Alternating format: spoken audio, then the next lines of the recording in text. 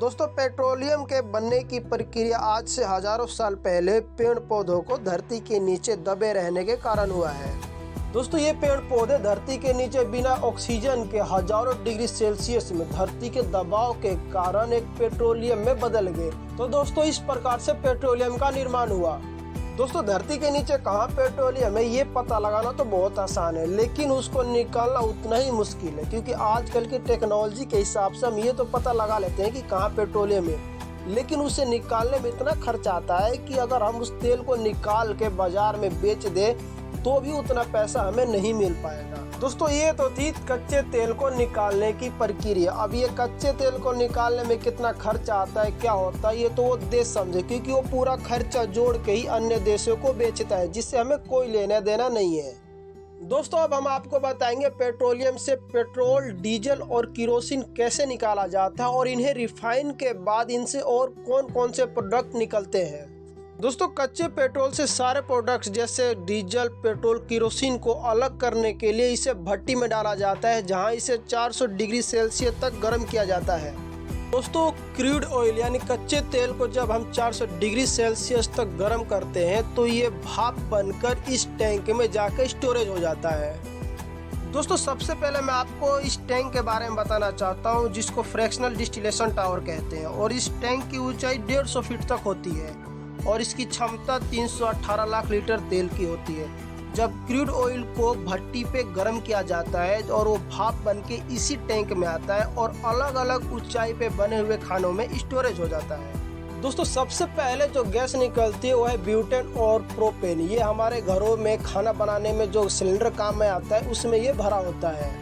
दोस्तों, दूसरे नंबर पे जो प्रोडक्ट निकलता है वो है पेट्रोल, और इसको और भी अच्छी क्वालिटी का बनाने के लिए इसमें MTBE, इथेनॉल और भी कई केमिकल मिलाए जाते हैं, जिससे ये और अधिक ज्वलनशील बने। दोस्तों, तीसरे नंबर पे जो प्रोडक्ट निकलता है वो है नेफ्था, जिसका उपयोग हम सिगरेट जलाने वाले लाइटर में करते हैं। उसके अंदर ये भरा होता है और इसका उपयोग कीटनाशक बनाने में भी काम में आता है। दोस्तों, चौथे नंबर पर जो प्रोडक्ट निकलता है वो है केरोसिन। जी हाँ, मिट्टी का तेल, जिसका उपयोग आजकल घरों में बंद हो गया है, लेकिन इससे एक चीज और बनाई जाती है जो आपको शायद नहीं पता हो। दोस्तों, केरोसिन को और भी ज्यादा रिफाइन करके एविएशन टरबाइन फ्यूल बनाया जाता है, जो कि हवाई जहाज के ईंधन में काम आता है, और इसको और भी यूज बनाने के लिए इसमें खास तरह का केमिकल मिलाया जाता है जो माइनस से 50-60 के डिग्री में भी न जमे। दोस्तों, पांचवें नंबर पर जो प्रोडक्ट निकलता है वो है डीजल, और इसको और भी अच्छी क्वालिटी का बनाने के लिए इसमें अल्कोहल, कार्बोनेट्स जैसे केमिकल मिलाए जाते हैं, लेकिन ये धरती के लिए बहुत ही खतरनाक होता है, क्योंकि जब इसे जलाया जाता है तो इसमें से खतरनाक गैस निकलते हैं।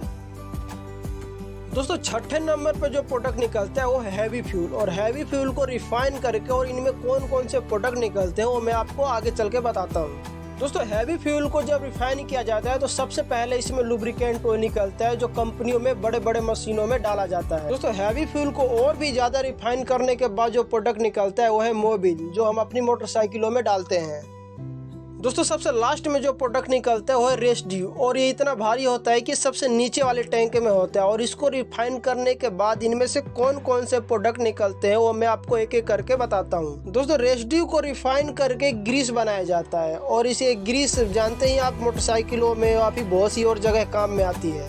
दोस्तों, रेसिड्यू को रिफाइन करके बहुत ज्यादा रिफाइन करके वैसलीन बनाई जाती है। अरे ये वाली वैसलीन, पैर और स्किन, बस वैसलीन। दोस्तों, रेसिड्यू को रिफाइन करके प्लास्टिक भी बनाया जाता है, जिसे पॉलीथीन वाले बैग्स बनाए जाते हैं या फिर बहुत सारी चीजें बनाई जाती है प्लास्टिक की। और इसके बाद जो प्रोडक्ट बचता है वो है तारकोल, जिससे पहले रोड बनाया जाता था।